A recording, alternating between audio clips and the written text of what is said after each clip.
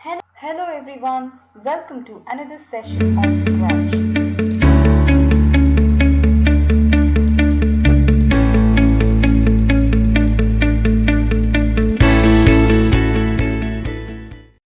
In today's video, you are going to learn how to change the position, size and appearance of the sprites.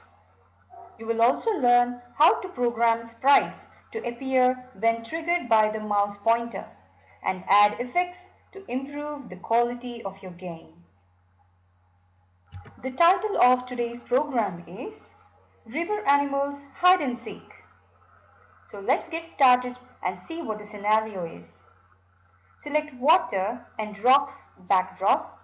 Choose Frog, Fish 1, Beetle, Ladybug and Butterfly 2 from the sprite library.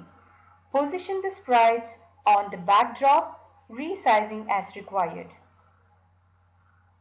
Let me open Scratch and do all these backdrop settings. I have opened Scratch Online Editor. I've added all the different sprites. I've taken rock and water as the backdrop. I've also resized the bugs using this resize button over here. I've set them to the size of 80 already. Now let's look at the first challenge. Our first challenge says, can you change the size and position of the river animals to fit them into the backdrop? We have already done this. Let's look at the challenge 2.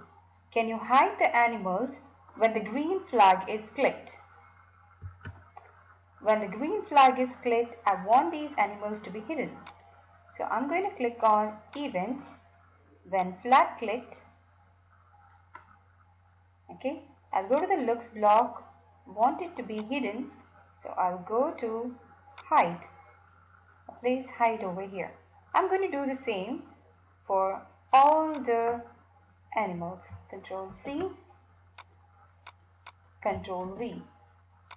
I'm going to paste it on all the animals.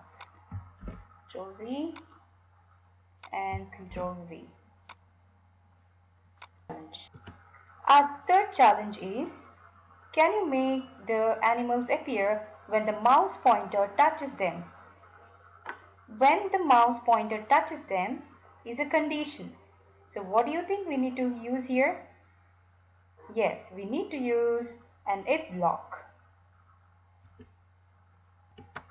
I want the river animals to appear when the mouse pointer is on them, or when the mouse pointer touches these river animals. I want these to appear on the screen. So when I click on flag, all the animals have disappeared, and when I move the mouse pointer on them, I want them to appear. Now how do we do that? So when you hear the sentence, when the mouse pointer is touching the river animals, that means I need to go to the if condition. And to take the if condition from the control block, if touching, so I need to go to the sensing block and we have touching, and this time I don't need to change this, touching mouse pointer. When the animal is touching the mouse pointer, I want it to show. You go to the Looks block, take the Show command, place it inside. Now I'll place it over here. I'm going to do the same for all the animals.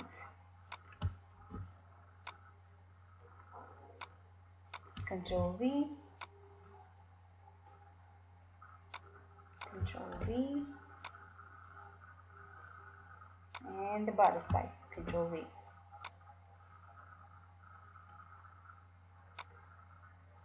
Now let's click on the flag and test it out. I'll click on the flag. Nothing is happening. I'm moving the mouse over the screen. I cannot see any animals appearing. Why do you think this is happening? Okay, now let's debug. Look at the program here. When flag clicked, hide, okay, it hides once, and it tests out if touching the mouse pointer only once. But this is happening only once, and that is the reason it doesn't show up. I want it to happen forever. So I need to go to the control block, place the forever loop over here. Now let's click on flag and test it out. Click on flag. Okay, it has been executed, and that's why there is a yellow border around this program, around this code. So when I'm moving my mouse, I can see these animals appearing on the screen. Now you see, I can see only the frog. That's because I've applied forever loop only to the frog. I need to do the same with all the other animals too. I've added the forever loop for all the river animals. Now let me keep it on full screen and test out. When flag clicked, okay, frog appears on the screen, have the fish here, have the beetle here, and okay, ladybug and the butterfly. Yay, our program is working perfectly fine. Our last and final challenge says, can you add effects and make the sprites more animated when they are found?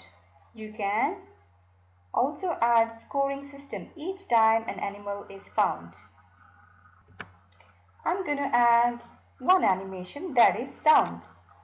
When the animal touches the mouse pointer, I want it to give a pop sound. Show with a pop sound. Alright, so I want to do this for all the animals. Start sound, not ocean wave. No, I want it to be pop. Okay.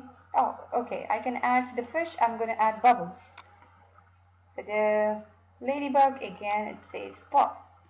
I can also choose from the sound library, but I'm going to leave it the one that is already there over here. I'm going to take pop here and butterfly. Start sound. Okay, there is collect sound, bonk. I use bonk. Okay, now let's test this out. Okay, it's making pop sound. It's making bubble sound. Beetle makes pop sound again. Pop again. Bonk sound. Yes. So all these effects are added now.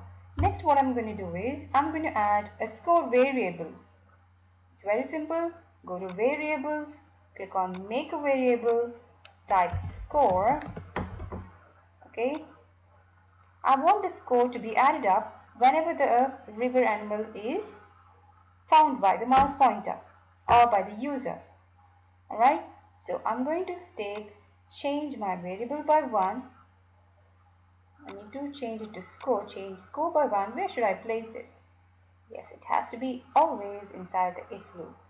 Only if the mouse pointer touches, I want the score to be changed by 1. Now I need to do the same with all the river animals. I've added the score variable to all the sprites. Okay, change score by 1. And now I'm going to set the variable to 0 at the beginning of the program. So I'm going to place it over here. Set score to 0 when the flag is clicked. So I'm going to click on the flag, set to 0. See, every time, the amount of time you keep the mouse pointer on it keeps adding up. Okay. Okay. Yes. So I've added the score variable and added the sound effects. We have completed all the 4 challenges. So now you know how to change the position and appearance of the sprites, how to add a scoring system, how to improve the quality of the game, and how to program sprites to appear when triggered by the mouse pointer. So here are some useful clues. Click here to open the Google quiz.